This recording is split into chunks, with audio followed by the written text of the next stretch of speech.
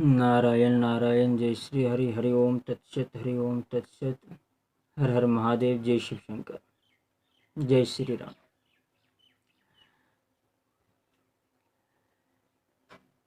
संसार में एक भी ऐसा विषय नहीं है जिनका वर्णन हमारे शास्त्रों में नहीं। इसलिए शास्त्रों की जो हमारी गुरुकुल व्यवस्था से परंपरा थे, सुदृढ़ होने के कारण ज्ञान विज्ञान ही नहीं, ऐश्वर्य, वैभव, शक्ति, कृषि, व्यापार, प्रत्येक क्षेत्र में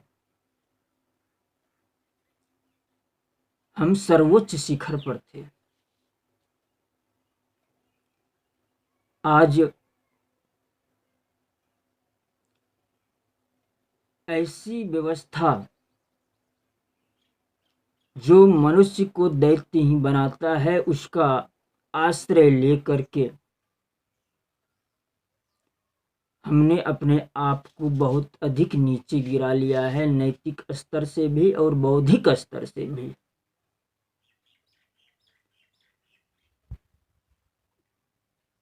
कुल मिलाकर के 32 विद्या और 64 कलाएं होती है। आजकल जितने भी क्षेत्र आते हैं विश्वविद्यालय के अंतर्गत पढ़ाने में,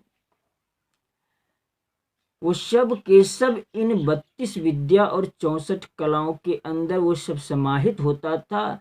और इतना ही नहीं, आज तो बहुत अनेक विद्याएं ऐसी है जो कि विलुप्त है, शास्त्र में संकेत भर मात्र है, अन्यथा उनका कोई विज्ञान नहीं मालूम है। जो थोड़ा बहुत शास्त्र का अध्ययन करने वाले बच्चे हैं, थोड़ी बहुत उनके पास ज्ञान विज्ञान है। तो उन्हीं में से एक हम कुछ मृत्यु सूचक चिन्हों का वर्णन स्कंद पुराण के अनुसार करते हैं। और यह कोई बहुत बड़ी विद्या नहीं, वैसे इनकी सूक्ष्मता तो और भी बहुत अधिक है। अगर हम सामान्य रूप से भी इन लक्षणों को अगर जान लें तो अपने व्यवहार में, व्यवहारिक जगत में हम इन अनुभवों से, इन लक्षणों के आधार से कुछ लाभ उठा सकते हैं। तो मृत्यु सूचक चिन्ह का वर्णन हम इनमें से कुछ करते हैं।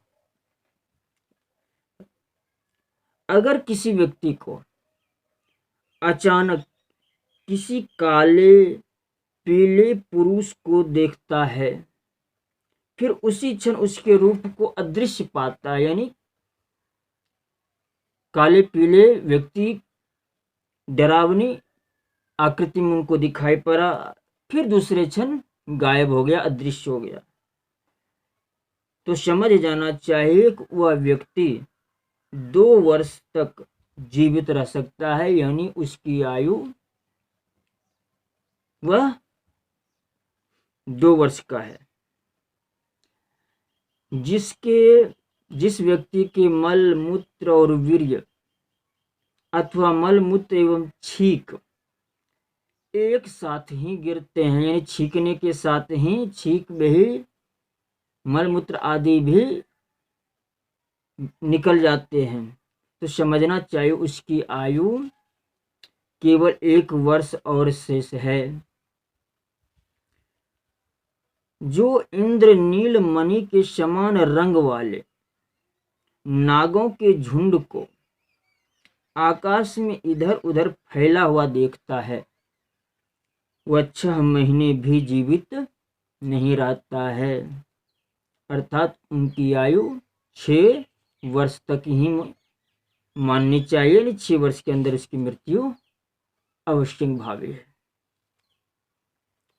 जो अचानक नीले पीले आदि रंगों को तथा कड़वे खट्टे आदि विभिन्न प्रकार के जो रस स्वाद है उनको विपरीत रूप में अनुभव करता है, देखता है। यानी रंग भी उनको विपरीत दिखाई पड़ता है, काला रंग, कुछ का कुछ पीला रंग, कुछ का कुछ लाल रंग, कुछ का कुछ, अगर इस तरह से विपरीत दिखाई पड़ता हो। ये नेत्र अस्थाई नेत्र दोष हो तो वो एक अलग चीज है।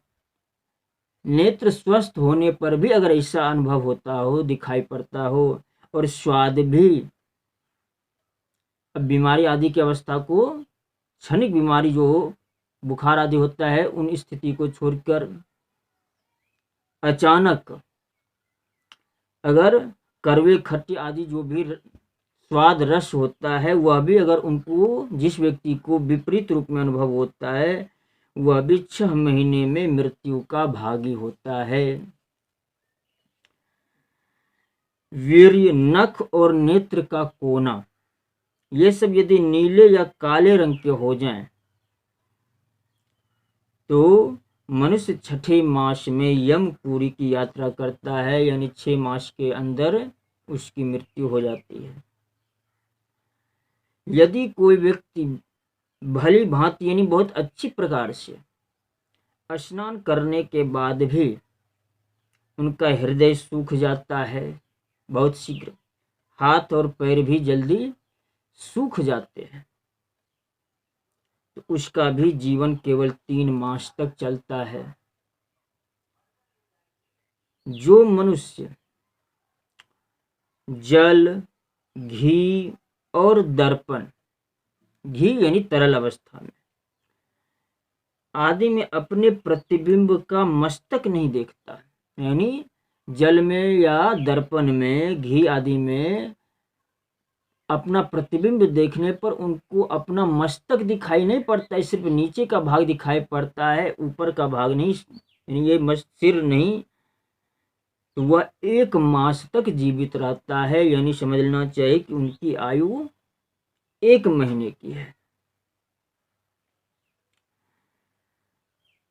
जिनकी बुद्धि भ्रष्ट हो जाए, बुद्धि भ्रष्ट होना मतलब कुछ का कुछ बोलना, किस समय क्या बोलना चाहिए नहीं बोलना चाहिए, उनका ज्ञान नहीं रह जाना, वाणी स्पष्ट ना निकले, रात में इंद्रधनुष का दर्शन हो, 2 चंद्रमा और 2 सूर्य दिखाई पड़े, तो समझना चाहिए ये सब मृत्यु सूचक चिन्ह के लक्षण है। अगर ऐसा ये सब चिन्ह दिखाई पड़े तो उसकी मृत्यु 1 मास में ही हो जाती है।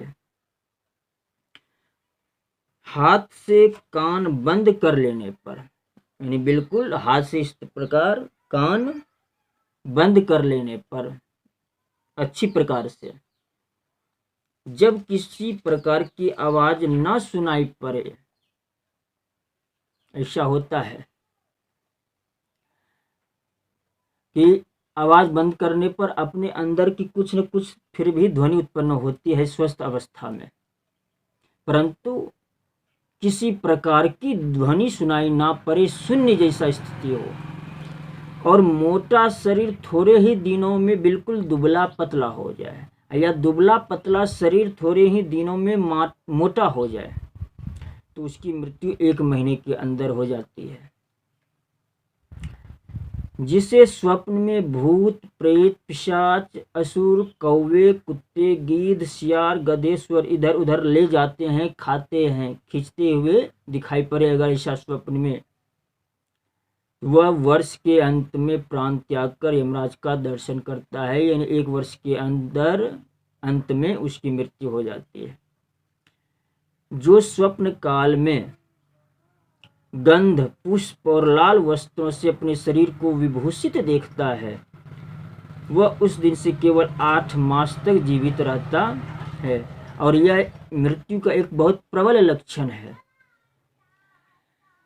रावण का भी जब सीता जी को त्रिजटा राक्षसी अपने स्वप्न का वर्णन करती है शोक वाटिका में, तो वह अपने स्वप्न में इस प्रकार का कि रावण जो है लाल रंग से, माला से, तेल लगाए हुए विभूषित होकर, और इसमें से एक और लक्षण कि बाल मुड़ाए हुए, बिल्कुल मूड मुड़ाए हुए गधे पर चढ़े दक्षिण दिशा की ओर ले जाए जाता हुआ, अगर इस प्रकार का लक्षण दिखे तो वह 8 मास तक जीवित रहता है। और बिल्कुल यही बात हुई थी कि रावण की मृत्यु हो गई थी। और इसी प्रकार कर्ण भी भगवान श्री कृष्ण के पास अपने स्वप्न का वर्णन करते हैं, जिसमें यह लक्षण बहुत ही प्रबल से रूप से दिखाया जाता है। तो ये मृत्यु के प्रबल लक्षण है कि अगर कोई अपने आप को लाल वस्त्र पहने, पुष्पमाला आदि से विभूषित, तेल लगाए हुए, मूंड मुड़ाए हुए, गधे पर बैठे हुए दक्षिण दिशा की ओर अगर जा रहा हो, तो यह मृत्यु का प्रबल लक्षण है।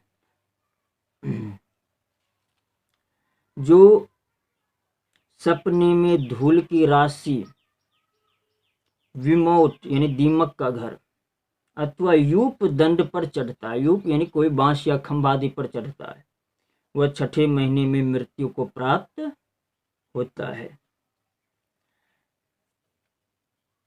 जो मनुष्य स्वप्न में अपने मस्तक या शरीर पर तृण यानी कोई छोटा घास आदि और सूखे काठ को देखता है, वह 6ठे मास में जीवित नहीं रहता है। जो स्वप्न में लोहे का डंडा और काला वस्त्र धारण करने वाले किसी काले रंग के पुरुष को अपने आगे खड़ा देखता है, वह 3 मास से अधिक नहीं जीवित रहता है। स्वप्न में काले रंग की कुमारी कन्या यदि उस व्यक्ति को अपने बाहुपाश में यानी दोनों हाथ से कस के पकड़ ले, काले रंग की कन्या, तो वह 1 ही महीने में यमपुरी का दर्शन करता है, यानी 1 महीने के अंदर ही इसकी मृत्यु होती है। जो मनुष्य स्वप्न में वानर की सवारी पर चढ़कर यानी बंदर पर चढ़कर पूर्व दिशा की ओर, पूरब दिशा की ओर जाता है, वह 5 दिनों में ही यमराज का दर्शन करता है, यानी उसकी मृत्यु हो जाती है। और एक बहुत ही सामान्य लेकिन बहुत ही महत्वपूर्ण लक्षण है, यदि कोई कृपण मनुष्य, कृपण यानी कंजूस,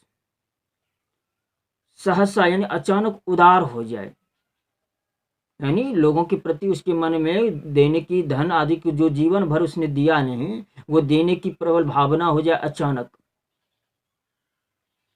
या जो उदार मनुष्य हो वह अचानक कृपण हो जाए, कंजूस हो जाए, यदि इस प्रकार किसी की प्रकृति में, जो उसकी स्वाभाविक प्रकृति जन्मजात है, उसमें विकृति आ जाए, विकार आ जाए, विपरीत अवस्था को प्राप्त हो जाए, वह मनुष्य शीघ्र ही मृत्यु को प्राप्त होता है। तो इस प्रकार से और भी अनेक मृत्यु सूचक चिन्ह होते हैं। तो उनमें से जो मुख्य मुख्य लक्षण है, तो उनका भली भांति अनुशीलन करके उस लक्षण के आधार पर इतना अनुमान लगा सकते हैं कि मृत्यु आदि हो सकती है या नहीं। जय हिंद, वंदे मातरम।